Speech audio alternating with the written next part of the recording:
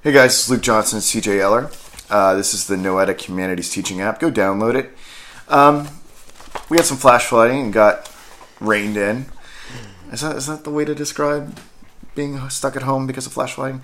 Anywho, and we found we weren't able to accomplish what we wanted to do, our educational goals for tonight. We wanted to have a roundtable on Zadie Smith's Joy, and so we'll have to postpone that to another time. So we're kind of winging it a little bit, and we just did an episode on. We found this basic Kafka book on my bookshelf. I believe I got this from the Blue Ridge Hospice for like $1, and we're finding it to have like a lot of really great jewels in it, and we just did the discussion on Poseidon. We did a little bit of research looking at the Cambridge Companion, Wikipedia. There wasn't a lot of stuff out there, but enough that we were able to add some educational value in audio format.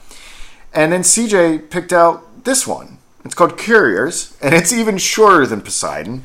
It's a paragraph. Would you like me to read it, or would you like to read it? I could read it if you like. I don't think we're going to get sued. It's only a paragraph. So that's fine. Let's...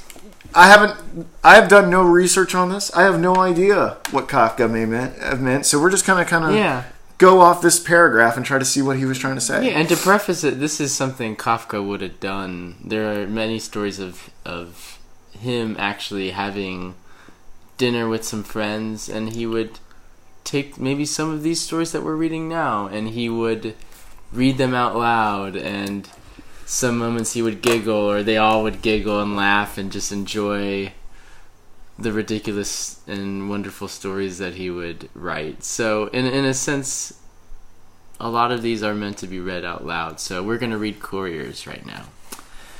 They were offered the choice between becoming kings or the couriers of kings. The way children would, they all wanted to be couriers. Therefore, there are only couriers who hurry about the world, shouting to each other, since there are no kings, messages that have become meaningless. They would like to put an end to this miserable life of theirs, but they dare not because of their oaths of service. There's a lot in those lines. That's the beautiful thing. Can I read it aloud too? Sure. Just so I can emphasize. Just to emphasize it, and to be honest, like, it really helps me. And by the way, this has been a learning technique for me and all the philosophy that I teach and the poetry and stuff like that, to really hear it. And this will be my second time reading it, and I just want to do it one more time.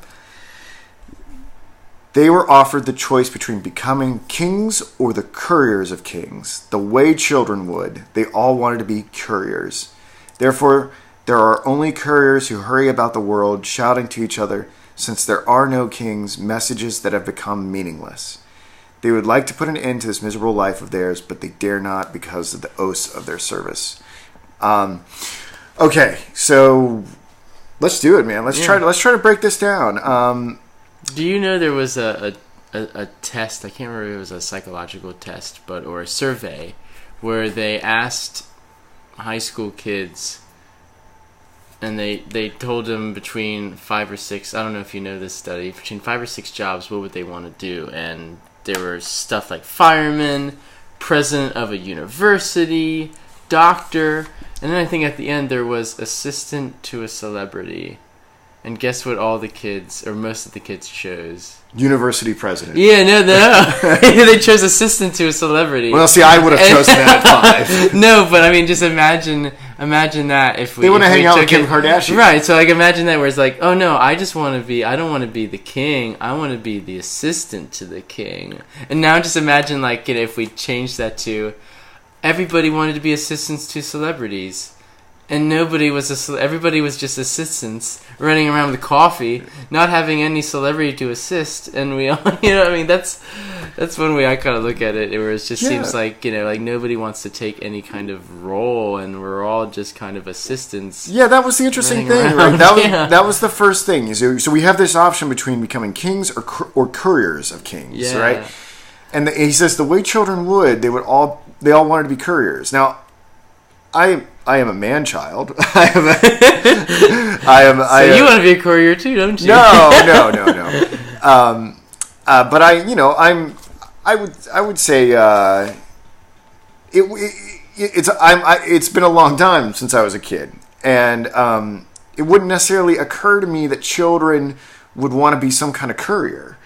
But I guess your sort of sociological study, and I believe I've heard it somewhere else, or maybe you told me in a previous state, that's in fact the case, that many people were like, oh, I'd rather be the assistant. I guess it's you're saying that the responsibility of being something important is very scary, and that individuals oftentimes shirk from that responsibility. And think, I mean, it's a lot of stuff you already know how to do, like get coffee or run me an errand or drive me around. It's a lot of stuff you already know, and then to have maybe something that skirts around with uncertainty, or maybe you'll be hated. It's quite daunting.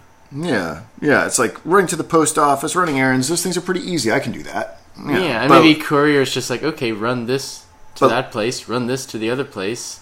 There isn't really any kind of, I don't know, extensive strain. So I guess the thing is, when I first heard this, I started to think about Nietzsche's the madman, the parable of the madman a little bit. But I guess there's a different reading of this.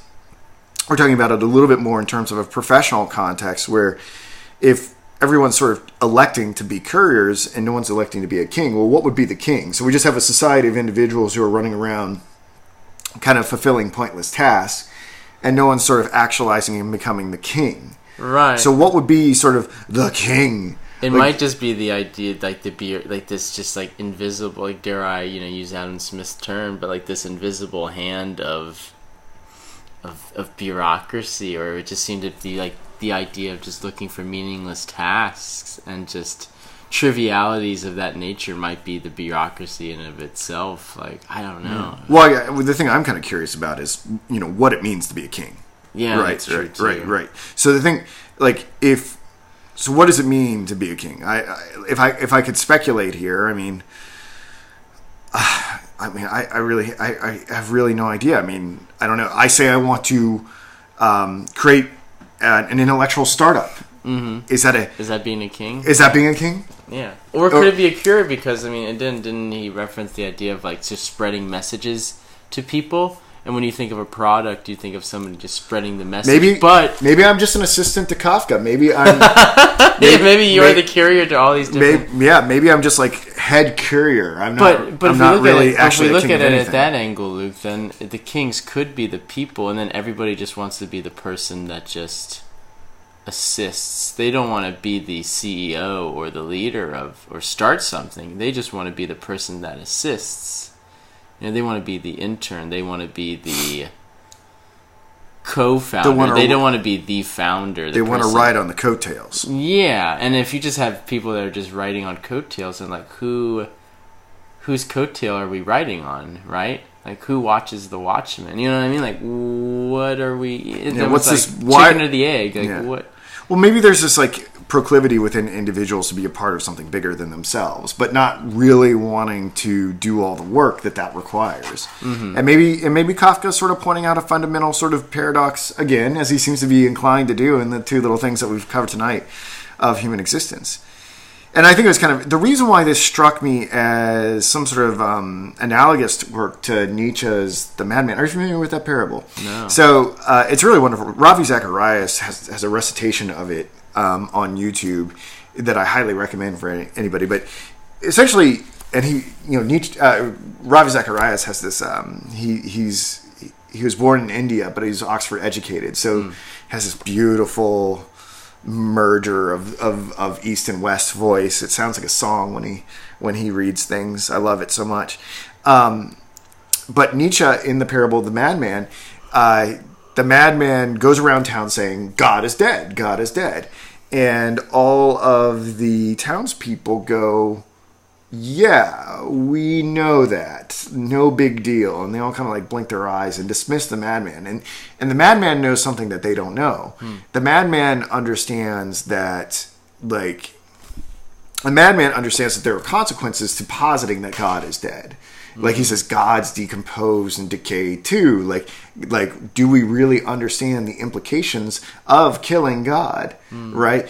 And the reason why I thought that was sort of significant, and that, that's the secret that the madman knows, and he can't communicate to the villagers who also agree with him that God is dead.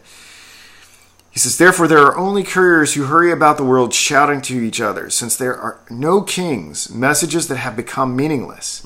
So I guess the way I read it, when I wasn't thinking about necessarily kings in terms of like, well, who's going to actually like actualize and be like the Kafka of the world, or the Steve Jobs of the world, or the Kierkegaards of the world, or whatever else.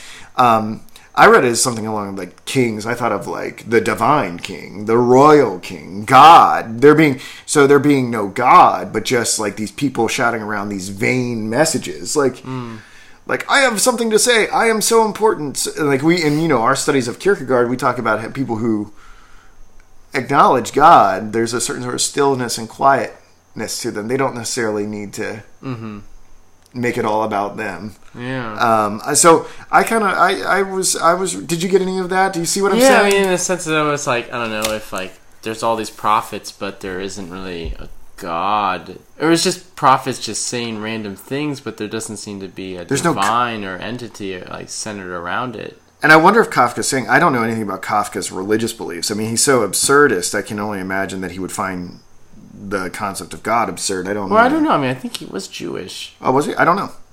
So, I mean, maybe that might be something we have to explore. Maybe I'm not getting that right either. But what was I saying? I mean, that's the thing, is that these prophets, these people with the messages, or whatever, like, because there are no kings, their messages have no content. Yeah. There's like, it's sound and fury signifying nothing. Yeah. And the last line is, they would like to put an end to this miserable life of theirs, but they dare not because of their oaths of service.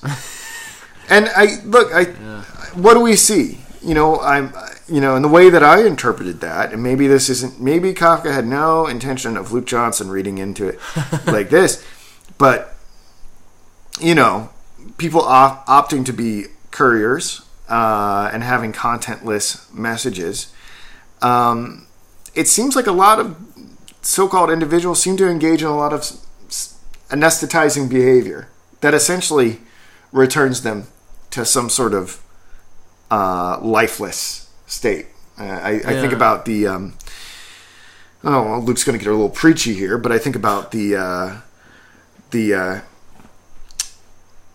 how interested everybody is in just getting like super high and super intoxicated and really destroying their inner life. And what's their oath to service then? Yeah, I don't know. They would like to put an end to this miserable life of theirs, but they dare not because of their oaths of service. I mean, could you think of it almost in the sense of, I don't know, how sometimes pragmatic media can be, in the sense where I would assume most of them know whether that they are just putting out drivel over and over and over again, and perhaps are signifying nothing, but it is their job and they have to do it, and their oath of service is like, we have to put out this amount of content in this amount of hours. I mean, think of journalism now, especially with the internet, where maybe one content provider, Ryan Holiday has this great book that's kind of an expose on media and the internet, that I can't remember the name of it, but I would recommend looking him up. I think it's his first book. But this idea where content providers now, or at least even just like a journalist, has to maybe put out, say, like 7 articles or 8 articles or 10 articles, 20 articles a day. And like, how much of it is actually signifying anything, or how much of it is just repetitive, just from another website and just pulled it, that there's just this futility and, just like you said, this sound and fury that they realize fully, and they can't stop it because that's their job. And what were you going to say? Well, yeah, I mean, I see it totally. I mean, social media has totally exacerbated this.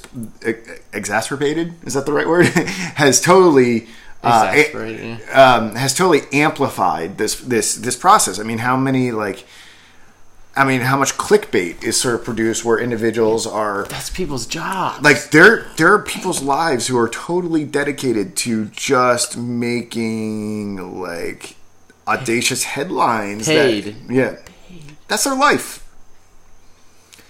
And they know it's the pragmatic sense where it's like, it's bad, but it's like, it's like, it pays the bills. Hey, that's the oath of service, is that I get paid such and such amount an hour to do this job. And maybe at Kafka's time there were obviously jobs like that were quite mundane and quite dehumanizing in some way, but there was the pragmatic sense of, well, I know nothing else. But thankfully, it's very relevant to our times too, of couriers that don't really have any kind of authority talking about authority, and their messages have no content. And that's why I kind of chose it, because it seemed very applicable to the internet now, and what we're used to is just no kings and just a lot of couriers and nothing really being said. You know what I mean? Yeah, just all couriers, no kings. I think what's interesting, you could probably maybe even read the Kierkegaardian either or into this as well. Mm-hmm. You have people. This oath of service mm-hmm. is an oath to oneself, to purely just sort of swearing to one's autonomy and not recognizing something outside of that. Mm.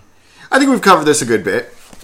I think it was a good conversation, and hopefully you'll get the Noetic app. And pick up a copy of this, the basic Kafka. We'll probably be doing some more from this, and you can follow along with us. Anything else you want to say? All right. Thanks, guys. See you.